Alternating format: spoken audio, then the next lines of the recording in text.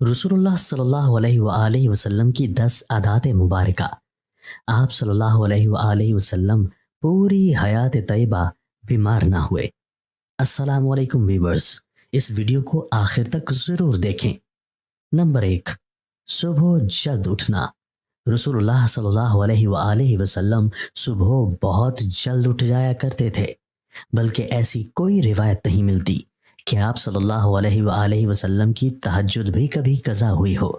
सूरज निकलने से कुछ वक्त कबल और 1 घंटा बाद तक का वक्त ऑक्सीजन से भरपूर वक्त होता है।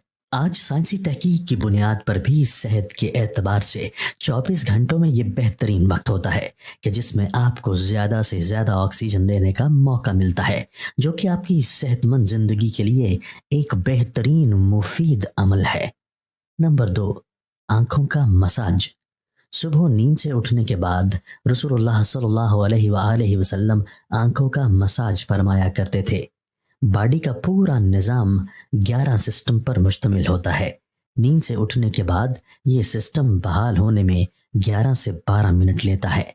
अगर आप आँखों का मसाज करते हैं तो ये सिस्टम 10 से 15 सेकंड में फ़ौरन बहाल हो जाता है। नंबर 3, बिस्तर पर कुछ देर बैठे रहना। रसूल सल्लल्लाहु अलैहि वसल्लम बिस्तर से उठकर कुछ देर बैठे रहते थे और मामूल था कि 3 दफ़ा सूरह इखलास पढ़ते थे, कि जिसको पढ़ने में तकरीबन 1 मिनट सर्फ होता है।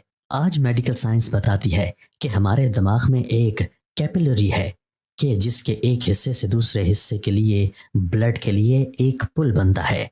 इस तरह इस पुल के ज़रिए से ही हमारे पूरे दिमाग को ब्लड की सप्लाई बहाल होती है, कि जहाँ से हमारे तमाम तर आसाब यानी पूरा जिस्म को कंट्रोल होना होता है।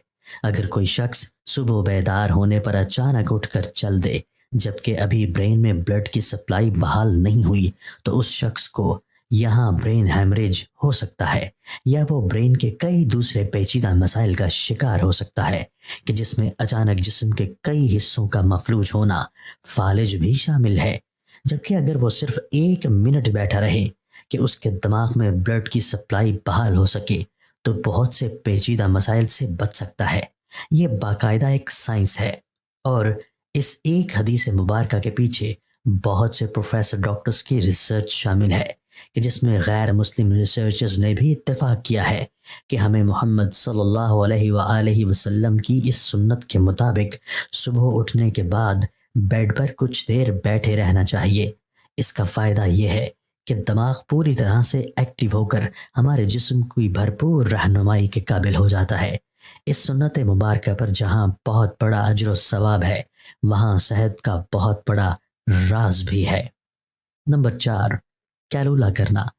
आप सल्लल्लाहु अलैहि वसल्लम की आदत मुबारका थी कि दोपहर के खाने के बाद एक घड़ी के लिए 20 से 25 मिनट आप सल्लल्लाहु अलैहि वसल्लम लेट जाया करते थे। इसका फ़ायदा यह है कि तकरीबन 68% अफराद में जब वो लंच करते हैं तो उनका मैदा थोड़ी मिकदार में अल्कोहल पैदा करता है। ऐसे में अगर इंसान चल फिर रहा हो तो वो चकरा कर गिर सकता है या उस पर खुमार की सी कैफियत तारी हो सकती है। यही सबब है कि आप हमेशा दोपहर के खाने के बाद अपने आप को थोड़ा बोझल सा महसूस करते हैं। अगर हम कुछ देर लेट जाएं तो अल्कोहल से पैदा होने वाले खुमार का जहन पर ज़्यादा दबाव नहीं आएगा और वो बॉडी फंक्शंस के लिए ज़्यादा फाल रहेगा और हम किसी भी तरह के हादसे से बच सकेंगे। इसके अलावा भी इस सुन्नत मुबारका पर अमल ना करने की सूरत में बहुत से सेहत के मसाइल का खदशा रहता है।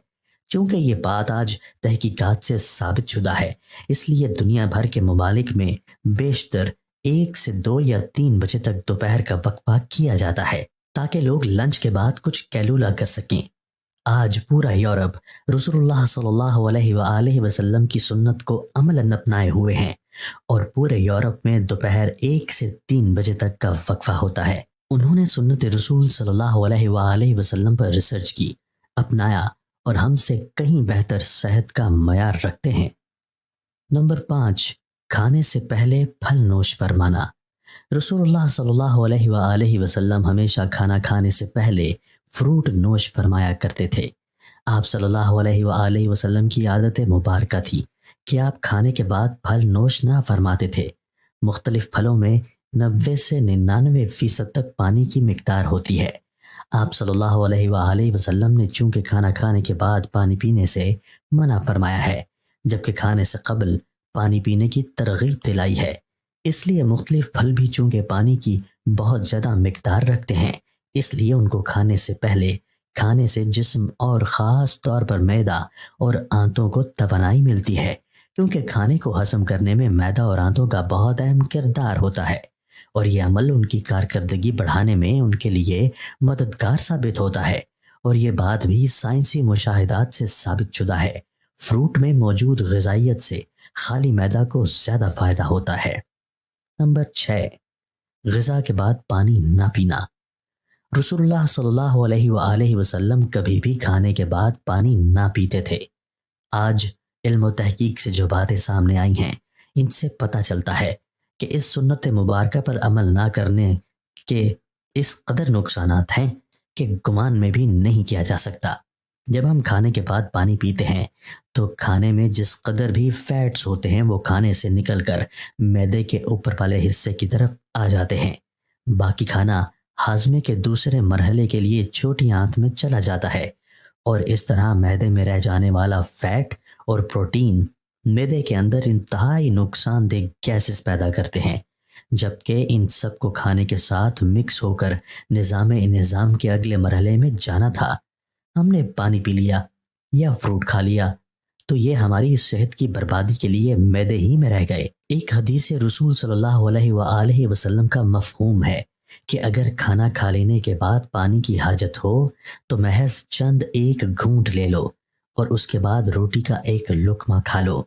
جاپانی ریسرچ ہے کہ کھانے کے بعد پانی پینے سے جو فیٹ اوپر آ رہے تھے اور آپ نے جو بعد میں لقمہ کھا لیا تو فیٹس کے اوپر آنے کا سلسلہ نہ صرف وہی رک جاتا ہے بلکہ وہ دوبارہ غذا کا حصہ بن جاتے ہیں۔ اس لیے کھانا کھانے کے بعد پانی ہرگز نہیں پینا چاہیے کہ جو پیٹ میں نہ صرف گیسز، تیزابیت، بدہضمی کا باعث بنتے ہیں بلکہ بہت سے دل کے امراض کا تعلق بھی اسی سنت مبارکہ پر عمل نہ کرنے کے سبب سے ہی ہے۔ نمبر 7، وضو۔ ہم دن میں 5 فرض نمازوں کے لیے کم از کم 5 بار وضو کرتے ہیں، کیونکہ وضو کے بغیر نماز نہیں ہوتی، اور منہ، ناک، ہاتھ، بازو، سر اور پاؤں دھوئے بغیر وضو نہیں ہوتا۔ یعنی دن میں 5 بار ہم جسم کے ان تمام اعضاء کو دھوتے ہیں۔ وضو میں ہم جسم کے تمام ظاہری اعضاء دھوتے ہیں کہ جن پر مٹی اور کاربن لگ جاتی ہے۔ آج سائنسی مشاہدات یہ بات ثابت کرتے ہیں کہ جسم کے جن اعضاء پر مٹی یا کاربن لگ جاتی ہے تو اگر ان کو صاف نہ کیا جائے اور وہ جسم کے اس حصے پر زیادہ دیر لگے رہیں تو ان اعضاء اور دماغ کا کنیکشن کمزور ہو جاتا ہے، یعنی جسم کا اعصابی نظام کمزور ہو جاتا ہے۔ چنانچہ وہ مسلسل دماغ کو یہ پیغام بھیج رہے ہوتے ہیں کہ جسم پر کوئی چیز آ گئی ہے اور اس کی صفائی کا اہتمام کیا جائے۔ اگر ایک شخص صبح منہ دھوتا ہے اور اس کے بعد شام میں آ کر دھوتا ہے تو اس کے اعضاء اور دماغ کا تعلق کمزور پڑ جاتا ہے کہ جس کے بعد میں وہ بہت سے اعصابی مسائل کا شکار ہو سکتا ہے۔ اسلام کم از کم دن میں 5 بار آپ کے اعضاء کی صفائی کا بندوبست کرتا ہے، اور جمعہ کے روز ناخن، زیر ناف اور بغلوں کے غیر ضروری بال کاٹنے سمیت مکمل صفائی کا اہتمام کرتا ہے۔ رسول اللہ صلی اللہ علیہ وآلہ وسلم نے نہ صرف ایسا کرنے کا حکم فرمایا ہے بلکہ یہ سب آپ صلی اللہ علیہ وآلہ وسلم کی سنت مبارکہ کا حصہ بھی ہے۔ نمبر 8، جلد سونا۔ رسول اللہ صلی اللہ علیہ وآلہ وسلم کی ایک اور عادت مبارکہ یہ بھی تھی کہ آپ صلی اللہ علیہ وآلہ وسلم رات جلد سو جایا کرتے تھے۔ عموماً آپ صلی اللہ علیہ وآلہ وسلم نماز عشاء کے فوراً بعد سو جاتے تھے، یعنی رات جلد سونا اور صبح جلد اٹھنا آپ صلی اللہ علیہ وآلہ وسلم کے معمولات میں شامل تھا۔ ہماری بائیولوجیکل واچ جو کہ ہمارے پورے جسم کے نظام کو منظم کرتی ہے، جب یہ باہر اندھیرا دیکھتی ہے تو یہ آپ کے جسم کو سونے کا سگنل دے دیتی ہے۔ جسم کو تیاری کے لیے یہ 1.5 سے 2 گھنٹے کا ٹائم دیتی ہے کہ اس وقت تک آپ کو لازمی سونا ہے۔ نوٹ کیجئے کہ نماز مغرب اور نماز عشاء میں بھی تقریباً اتنا ہی دورانیہ ہوتا ہے۔ اس کا فائدہ یہ ہوتا ہے کہ آپ کے جسم کے اندر بائیولوجیکل واچ کے تحت ایک ڈاکٹر جاگ جاتا ہے جو آپ کے پورے جسم کی مینٹیننس کرتا ہے۔ اگر کہیں زخم آ گیا ہے اور اس کو ریپیئر کرے گا، اگر جگر یا کسی اور اعضاء میں کچھ مشکل ہے تو اس پر کام کرے گا، بلکہ سونے کے بعد سب سے پہلے جگر پر ہی کام ہوتا ہے۔ اور جو جگر کے مریض ہیں ان کے لیے یہ رائے بھی ہے، جہاں وہ اپنا علاج کر رہے ہیں وہ اپنی جگہ، لیکن اپنی نیند کے نظام کو بہتر کر کے اپنے جسم کے ڈاکٹر کو علاج کا موقع دیجیے اور پھر اس کے ثمرات دیکھیے۔ رات 10 بجے سے 12 بجے تک جگر اور اس کے ارد گرد کے اعضاء کی مینٹیننس ہوتی ہے، اور اس کے بعد درجہ بدرجہ پورے جسم کی مینٹیننس ہوتی ہے، اور یہ عمل روزانہ کی بنیاد پر ہوتا ہے۔ اللہ رب العزت نے آپ کے جسم میں ایک آٹومیٹک نظام رکھا ہے، اور یہ نظام تب کام کرتا ہے کہ جب آپ جلدی سونے کی عادت اپناتے ہیں۔ عہد جہالت میں عربوں میں ایک رواج تھا کہ رات کے کھانے کے بعد ان کے ہاں شعر و شاعری اور دیو مالائی کہانیوں کی محفلیں ہوتی تھی جو رات گئے 2 بجے تک چلتی رہتی تھی، اور اس ماحول میں رسول اللہ صلی اللہ علیہ وآلہ وسلم کا رات جلدی سونا بھی ان کے نزدیک ایک قابل اعتراض عمل تھا۔ یہ تو عہد جہالت تھا، لیکن آج ماڈرن ایج کا دعویٰ کرنے والے ہم مسلمانوں کے ہاں بھی دیر تک جاگنے کو نہ صرف قابل اعتراض نہیں سمجھا جاتا بلکہ کچھ حد تک تو قابل فخر بھی جانا جاتا ہے۔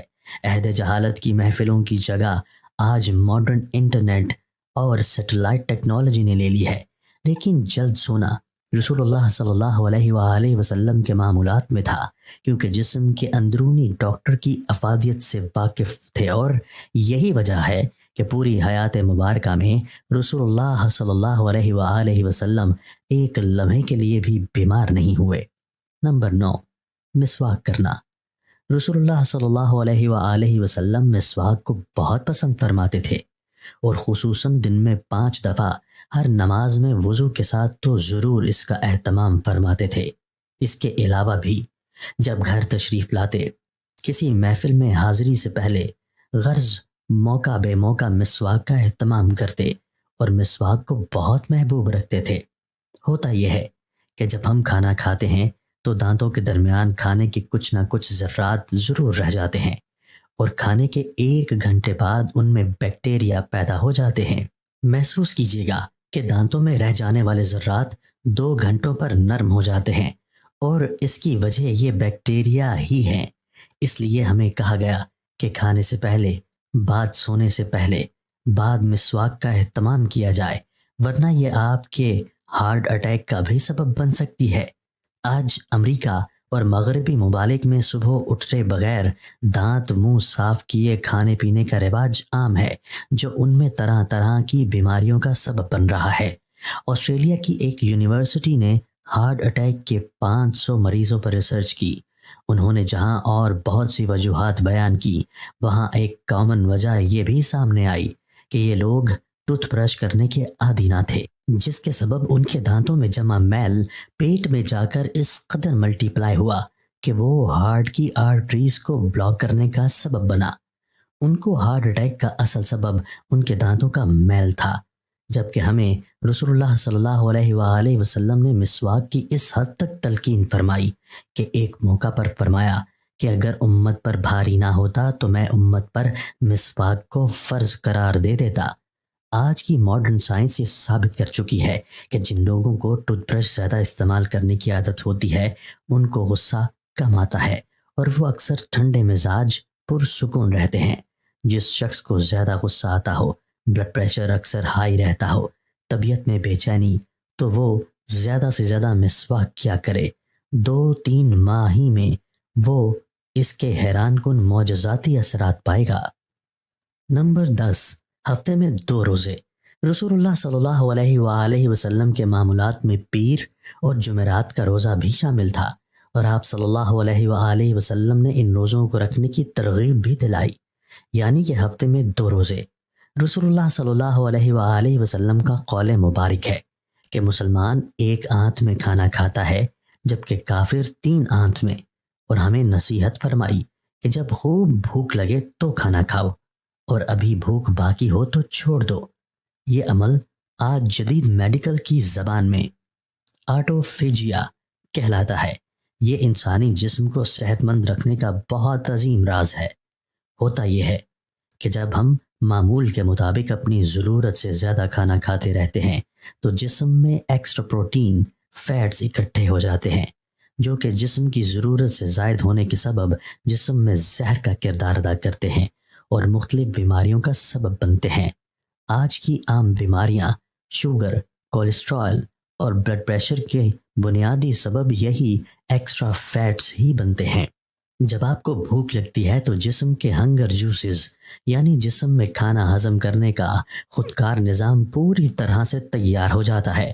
اگر ہم نے 100 لقمے کھانے تھے مگر 70 پر ہاتھ روک لیا تو باقی 30 لقمے کی جن کی جسم کو ضرورت تھی، جسم وہ ضرورت ان ایکسٹرا پروٹین اور فیٹس کو کھا کر پورا کرتا ہے۔ جسم اپنے خودکار نظام کے تحت اکٹھے ہونے والے زہر کو ختم کرتا رہتا ہے اور آپ صحت مند رہتے ہیں۔ اب جب 3 روز کچھ کوتاہی ہو گئی اور آپ نے پیر کو روزہ رکھ لیا تو دن بھر کے طویل روزے کے باعث آٹوفیجیا کے عمل کو ایکٹیو ہونے کا بھرپور موقع ملتا ہے اور 3 روز کی کوتاہی کو وہ ریپیئر کر دیتا ہے۔ پھر 2 روز کے معمولات اور جمعرات کا پھر روزہ۔ جب یہ سنت رسول صلی اللہ علیہ وآلہ وسلم آپ کے معمولات کا حصہ بن جاتی ہے تو بیماری پیدا کرنے والے سیل آٹوفیجیا کا عمل ہفتے میں 2 بار دہرائے جانے کے باعث اکٹھے ہی نہیں ہو پاتے اور آپ سدا صحت مند رہتے ہیں۔ آج ہم سائنسی تحقیقات پر بہت یقین رکھتے ہیں کہ ہم اس انتظار میں ہیں کہ سائنس رسول اللہ صلی اللہ علیہ وآلہ وسلم کی سنت مبارکہ کو پروف کرے تو ہم اللہ کے رسول صلی اللہ علیہ وآلہ وسلم کی سنتوں پر عمل کرنا شروع کریں گے۔ حقیقت یہ ہے کہ سائنس رسول اللہ صلی اللہ علیہ وآلہ وسلم کی سنتوں سے بہت پیچھے ہے اور آپ صلی اللہ علیہ وآلہ وسلم کی ساری حیات طیبہ سنتیں ہمارے لیے مشعل راہ ہیں اور انہی میں ہمارے لیے دنیا اور آخرت کی کامیابیاں اور راحتیں ہیں۔ ترجمہ: اے مسلمانوں، تمہارے لیے اللہ کے رسول صلی اللہ علیہ وآلہ وسلم کی زندگی میں ایک بہترین نمونہ ہے۔